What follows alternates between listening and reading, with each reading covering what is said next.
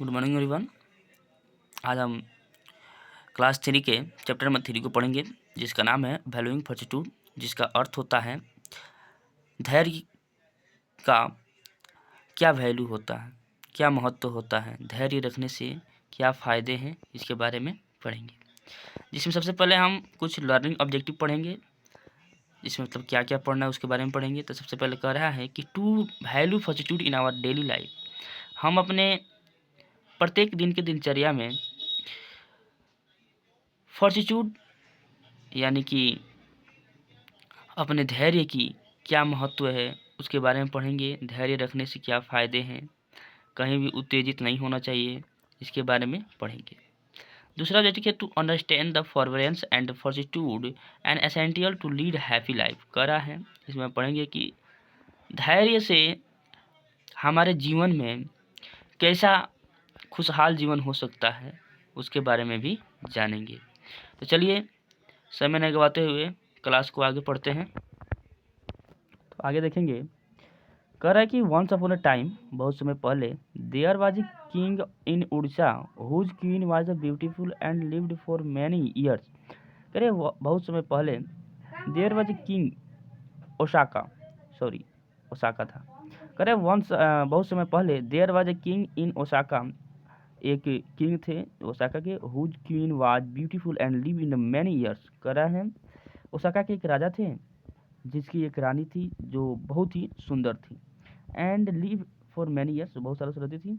One day the sentries inform the king that his queen was in the company of the ascetic. कह रहा है कि एक दिन द सेंट्रीज मैंने उसके जो सैनिक थे, इन्फॉर्म द किंग, राजा को बताते हैं, the king that his queen was in the company of the ascetic. कहते हैं कि आपकी जो पत्नी है वो एक तपस्वी के पास गई है। The king was angry, king जो था वो गुस्सा हो गया।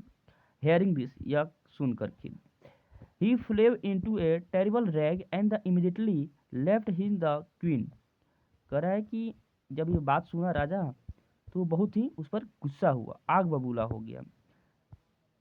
He reached the place where both the queen and the ascetic were talking to each other. They immediately मतलब अचानक से, जल्दी वहाँ पर अपने, जहाँ पर उसकी पत्नी और वो सब तपस्वी बात कर रहे थे वहाँ पर गया। आगे देखिए, the king try to hurt the ascetic but the queen pleaded him not to do so as spare his life and मैक्री and the king asked why did you came here, what do you take. कह रहा है कि the king try to hurt the ascetic, जो king था वो इतना गुस्सा था कि वो चाह रहा था कि मैं क्या करूं, उस तपस्वी को सजा दूं। बट द क्वीन, बस जो उसकी रानी थी, pleaded him not to be do and spare his life out the mercy. कह रहे हैं कि उसकी जो पत्नी थी पर वो उसको मना करने लगी, उसको मत कोई पनिशमेंट दीजिए। Why did you come here, what do you take. कह रहा है कि जो राजा था वो तपस्वी से पूछता है कि तुम यहाँ पर क्या करने आए हो, तुम्हारा यहाँ पर क्या काम है, क्या पढ़ाने आए हो, क्या टिप्स देने आए हो तुम लोग को।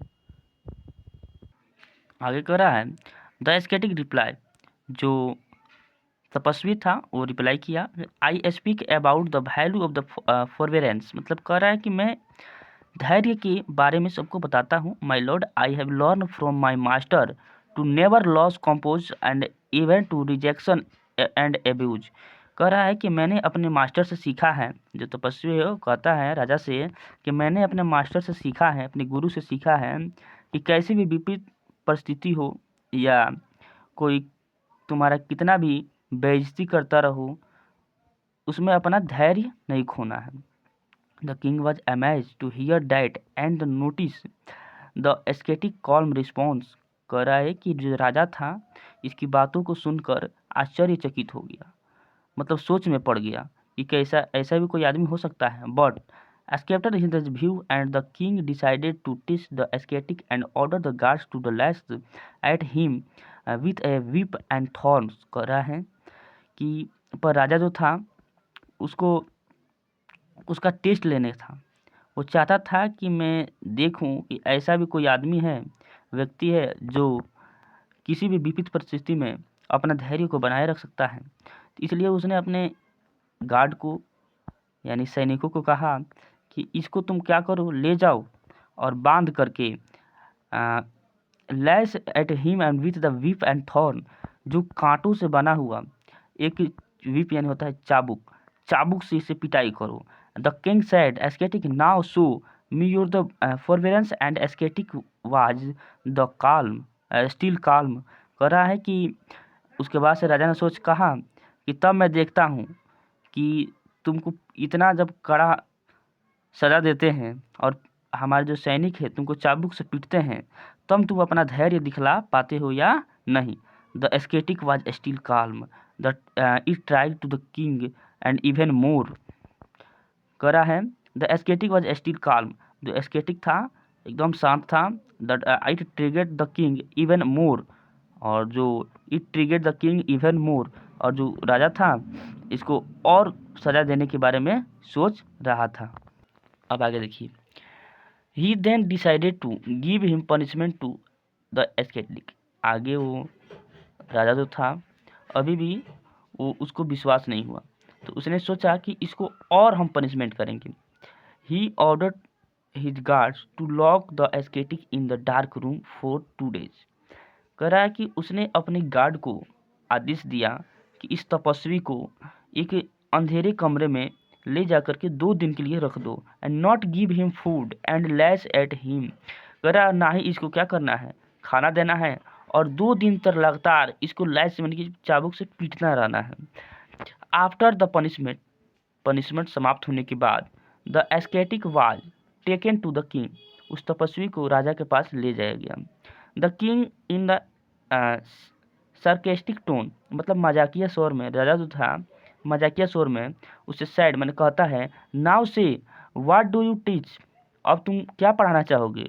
अब इसने पहले तुम तो पढ़ा रहे थे कि धैर्य के बारे में क्या होता है, अब आगे तुम क्या पढ़ाना चाहोगे। The ascetic smiled still smiled and replied the value of forbearance and the fortitude my lord. कह रहा है कि जो तपस्वी था अभी भी मुस्कुराते हुए कहता है, मैं अब भी आपको धैर्य और साहस का ही बारे में बताना चाहूँगा। आगे देखिए, the king was amazed to hear that even after such service and punishment. कह रहा है कि किंग जो था पनिशमेंट देने के बाद भी देखा कि जो तपस्वी है अभी भी उसी बात पर टिका हुआ है। यह देख करके किंग आश्चर्यचकित हो गया। This change his view towards the ascetic, यह चेंज जो था, यह जो शब्द जो एस्केटिक के मुंह से निकला कि मैं अब भी धैर्य के बारे में ही सिखाऊंगा, इससे राजा अपने विचारों को बदल लेता है। और आगे देखिए, ascetic the king this change his view towards the ascetic. The king apologized for the punishment and rewarded the ascetic with gold। कह रहा है जो किंग था अपने गलती के लिए जो उसने पनिशमेंट दिया था तपस्वी को, उसके लिए उससे क्षमा मांगता है। And rewarded the ascetic with gold a house and jewels. कह रहा है और उसको क्या किया, उसको रिवार्ड दिया, मतलब कुछ ना कुछ पुरस्कार दिया। पुरस्कार के रूप में क्या क्या दिया, तो उसको कुछ गोल्ड सोना दिया, हाउस और ज्वेल्स और गहने भी दिया। He also asked him to teach him the more about the forbearance and fortitude. उसने उससे पूछा कि क्या आप हमें और ज़्यादा धैर्य के बारे में पढ़ा सकते हैं, बता सकते हैं कि हम अपने आप में धैर्य कैसे रख सकते हैं। The ascetic smiled and agree to teach him those qualities that he learn and practice from his master. जो तपस्वी था वह राजी हो गया, जो भी उसने अपने गुरु से यानी मास्टर से सीखा था वो सारा चीज़ इसको पढ़ाने के लिए वो राजी हो गया। इसके आगे हमारा कहानी समाप्त हो गया है। आगे कुछ लिखा है फाइंड मीनिंग, कुछ मीनिंग दिए हैं, इसको आप याद कर लीजिए। जैसे एस्केटिक मतलब क्या होता है, तो गार्ड और रैग यानी एंगर, फॉरबेरेंस मतलब कि टॉलरेंस या पोलिटेंस एंड अमेज मैंने सरप्राइज मैंने आश्चर्यचकित हो जाता है। ज्वेलर्स मतलब कि प्रीवियस स्टोन्स यानी कि उसके गहने होते हैं। ये सब आपको याद कर लेना है और इसके आगे का जो क्वेश्चन है आपको होमवर्क में बना करके लाना है और जो नहीं आएगा उसके लिए हम कुछ आंसर डाल देंगे। ठीक है, आज के लिए इतना ही, धन्यवाद।